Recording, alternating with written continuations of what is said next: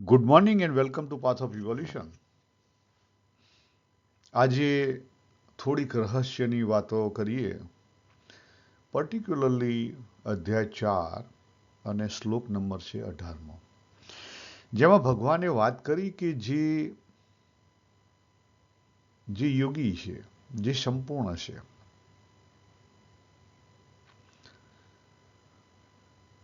જે જ્ઞાની ભક્ત છે, એ કેવો છે? તો એ કર્મમાં અકર્મ અને અકર્મની અંદર કર્મ જોઈ શકે છે. કોન્ટ્રાડિક્ટરી છે, અઘરું છે, યસ.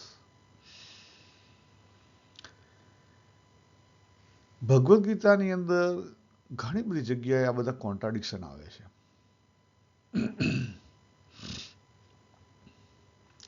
અને એકલી ભગવદ્ ગીતામાં છે એવું નથી. તાઓઇઝમ જુઓ તો એની અંદર જે વુ વય છે એને પણ સમજવું અઘરું છે. ખરેખર તાઓઇઝમ તમે જુઓ તો ભાઈ કંઈ કરવાનું નહીં કે ખ્યાલ આવે, effortless flow. But effortless flow means what? જે વુ વય છે એનો અર્થ શું થાય? અને સેમ બીજી વસ્તુ કે ભગવાને જે ત્રીજા અધ્યાયના 27મા શ્લોકમાં વાત કરી આપણે આગળ, કે પ્રકૃતિનું કામ બધું પ્રકૃતિમાં થઈ રહ્યું છે, ખ્યાલ આવે? તો પછી એનો અર્થ શું? તો પણ એ પણ વસ્તુઓ ચાઇનીઝ ફિલોસોફીની અંદર છે.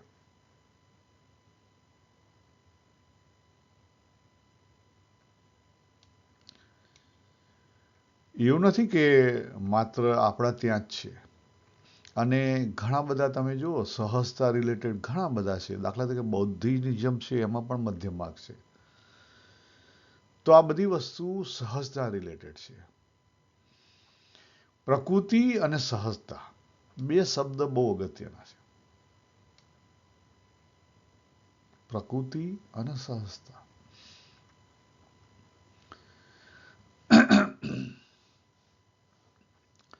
જે વાત તાઓઇઝમમાં કરવામાં આવેલી છે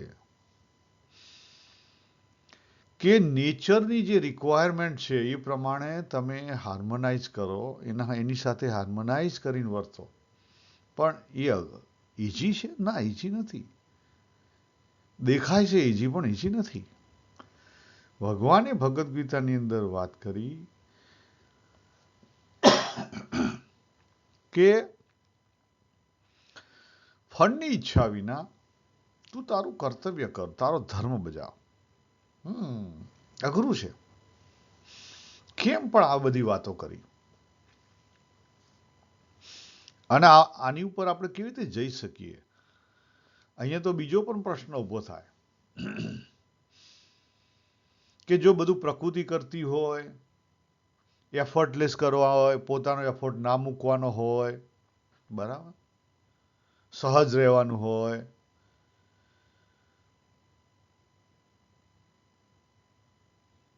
તો પછી સાધના શા માટે?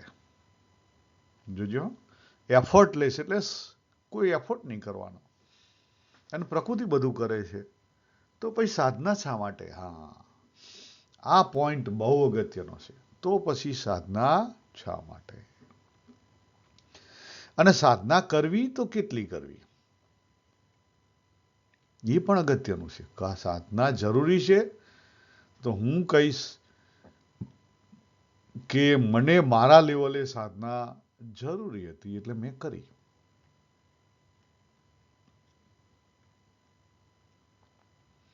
મને મારા લેવલે સાધના જરૂરી હતી તો મેં કરી. પણ સાધના કરતા કરતા આપણે હેબિચ્યુઅલ થઈ જઈએ, અઘરું છે શોધવું. હું પોતે ઘણા વર્ષો 5 વાગ્યા પહેલા રવિ સભામાં જવા માટે ટેવાઈ ગયેલો, અને પછી જ્યારે મેં અંતરદ્રષ્ટિ કરીને બરાબર ખરાઈ કરી ત્યારે ખબર પડી કે હેબિટ થઈ ગયેલી. હેબિટ થઈ જાય. આપણે જો પૂજા કરવામાં હેબિટ થઈ જાય, તમે પૂજા કરવાનું ચાલુ કરો પછી ધીરે ધીરે હેબિટ થઈ જાય. પછી ઓટોમેટિકલી માળાના મણકા ફરતા હોય ને મન આપણું ક્યાંય હોય એટલે બોડી કરી લે. ખ્યાલ તો એની આપણને પછી એ સાધના કહેવાય ના કહેવાય એક પ્રશ્ન માર્ક થઈ જાય. એટલે જેટલું જે સ્પિરિચ્યુઅલ વર્લ્ડ દેખાય છે ઈઝી એટલું ઈઝી નથી. જેટલું દેખાય છે ઈઝી એટલું ઈઝી નથી. ખરેખર સાધના એટલે શું? કોન્શિયસ કન્સ્ટ્રક્શન, કન્ટિન્યુ કોન્શિયસનેસ હાજર હોવી જોઈએ. તમારી એલર્ટ, વિજિલન્ટ તમે કન્ટિન્યુઅસ હોવા જોઈએ.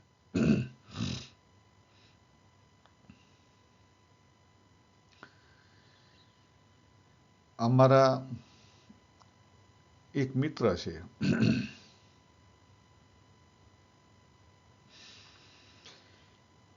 આપણે જે વાત કરીએ ને 3 સ્ટેપની સાધના, આપણે નેગેટિવમાંથી પોઝિટિવ થયા પછી આપણે પોઝિટિવમાં એટલું બધું આપણે જઈએ કે આપણે એક્સ્ટ્રીમ ઉપર જતા રહીએ. દુનિયાદારીથી કદાચ તમે સારા કહેવાતા હોય, મને ખબર નથી, પણ એક્સ્ટ્રીમ ઉપર જતા રહીએ. બધા તો લોકો સારા નથી કહેતા. કારણ કે અમારા મિત્રોનું એક ગ્રુપ હતું.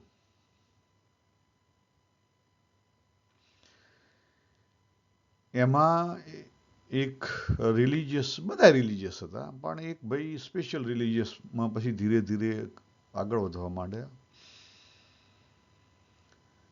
બરાબર છે કે આપણે ડુંગળી લસણનું ના ખાઈએ, શું કે આપણે ભાઈ મિત્રોના ત્યાં પણ નાખીએ, મિત્રો પણ ખાતા નહોતા ઘણા. પણ પછી ધીરે ધીરે ધીરે પાણી પીવાનું પણ બંધ કરી દે. ખ્યાલ? એટલે એક્સ્ટ્રીમ ઉપર જવા માંડે. તમે એક્સ્ટ્રીમ ઉપર ગયા તો ગયા. આપણને આ વસ્તુ ખરેખર સાધનામાં સમજાતી નથી. આપણું માઇન્ડ આપણને ક્યાં પકડી લે છે એ આપણને સમજાતું નથી. એટલે આજે આપણે એની ઉપર થોડીક વાત કરવી છે. બહુ અગત્યની વાત છે. તમે જોશો આ સ્ક્રીન જનરલ સમજવા માટે છે કે આપણે ત્યાં ઉપનિષદ ને ભગવદ્ ગીતા એની અંદર આત્મામાં 2 વસ્તુઓ કહેવામાં આવેલી છે. એક આત્માનો સ્વભાવની વાત કરી છે અને બીજા આત્માના સ્વરૂપની વાત કરી છે. સચ્ચિત આનંદ, ખ્યાલ? નિત્ય, જન્મ અવિનાશી, અવિકારી, અચિંત્ય, સાક્ષી. પછી ઘણું બધી જગ્યાએ એના વિશેષતા પણ આપવામાં આવેલી છે. આનંદ ઉપરથી શું? સુખી.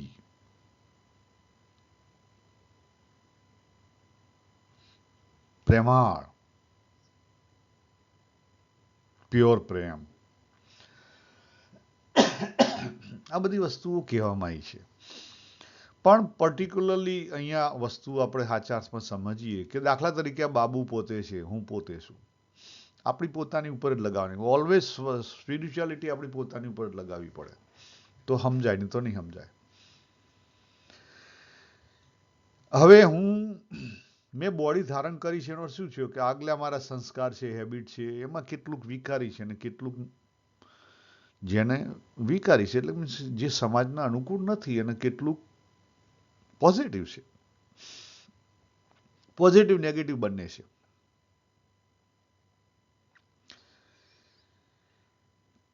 હવે મારું જે કુંડાળું છે એની હું થોડુંક બહાર લઈ જાઉં તો કલેક્ટિવ કોન્શિયસનેસ આવે આપણી, બરાબર? જેને કલેક્ટિવ કોઝાલિટી પણ કહી શકાય, કલેક્ટિવ વિલ પણ કહી શકાય.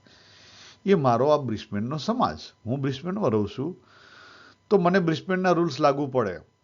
મારી ગાડી અહીંયા બ્રિસ્બેનમાં લેફ્ટ હેન્ડ ચાલતી હોય તો મારે લેફ્ટ હેન્ડ જ ચલાવવી પડે, રાઈટ હેન્ડ ના ચલાવાય. ખ્યાલ? તો જગતના જે રૂલ્સ છે, બીજું આવી ગયું કોણ? સમાજ, જગત. જગતના જે રૂલ્સ છે એ પ્રમાણે જો બાબુ શાંતિથી જીવે તો બીજા પ્રોબ્લેમ ના થાય. પહેલી વસ્તુ એ શાંત થઈ ગઈ, બરાબર? પછી ફોકસ સાધના. પણ સાધના કરવી કઈ? હા, તો પછી જાતે ચેક કરવું પડે કે મારા સંસ્કાર કયા છે, મારી હેબિટો કઈ છે,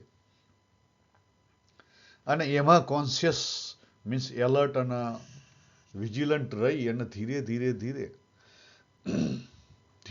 ધીરે જે સંસ્કાર બેઝ ઉપર છે, પછી એ પોઝિટિવલી વિકારી છે કે નેગેટિવલી વિકારી છે, બંને છોડી દેવાની.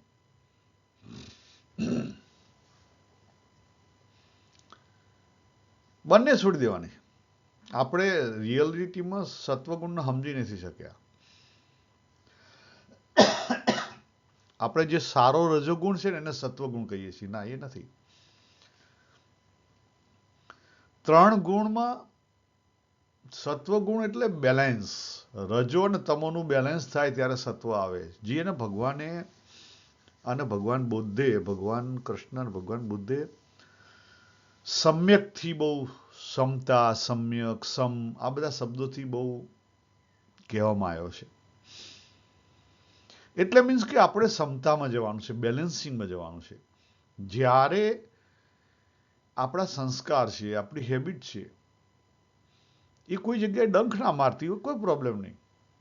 કોઈ જગ્યાએ તમને ડંખ નથી મારતી તો કોઈ પ્રોબ્લેમ નહીં. પણ એ વિકારી છે, ડંખ મારે છે, તો તમારે એમાંથી નીકળવું પડે. એનું નામ સાધના.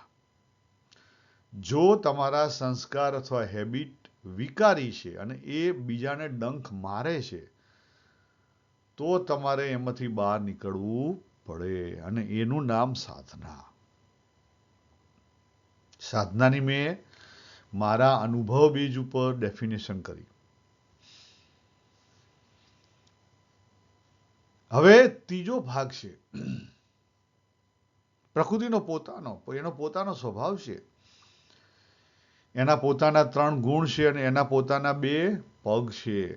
જો પ્રકૃતિ દ્વંદથી ચાલે. પછી હું એમ કહું કે મારી ઉંમર ના થાય, જન્મ થયો તો મરણ ના થાય. ના ના ના, એ પ્રકૃતિના ભાગમાં આવી ગયું. પાર્ટ ઓફ પ્રકૃતિ, એ થવાનું જ.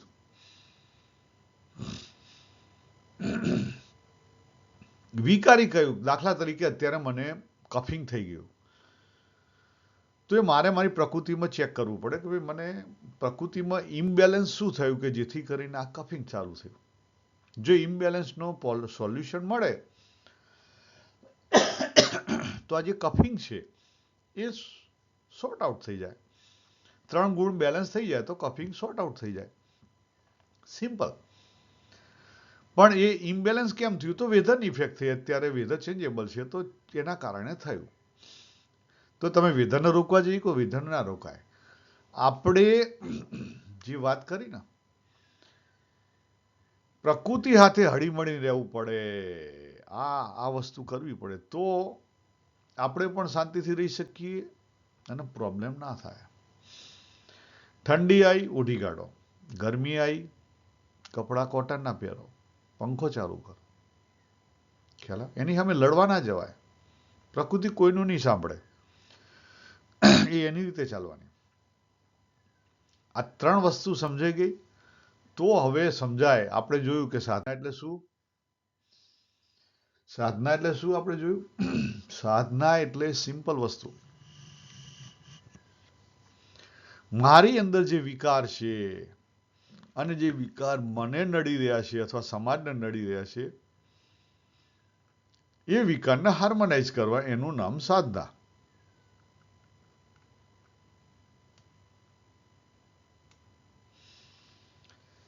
હવે સ્ક્રીન ઉપર મેં ભગવદ્ ગીતા અને વુ વઈ અને યિન યંગનું ડિટેલ મૂકેલી છે. આ ડિટેલ ઉપર આપણે નેક્સ્ટ સ્ટેપમાં ચેક કરીશું. અત્યારે આપણે શું જોયું? સાધના. સાધના કોને કહેવાય અને ક્યાં લાગુ પડે? આપણે અહીંયા પૂરું કરીએ. સર્વેને જય શ્રી કૃષ્ણ. હરિ ઓમ તત્સત.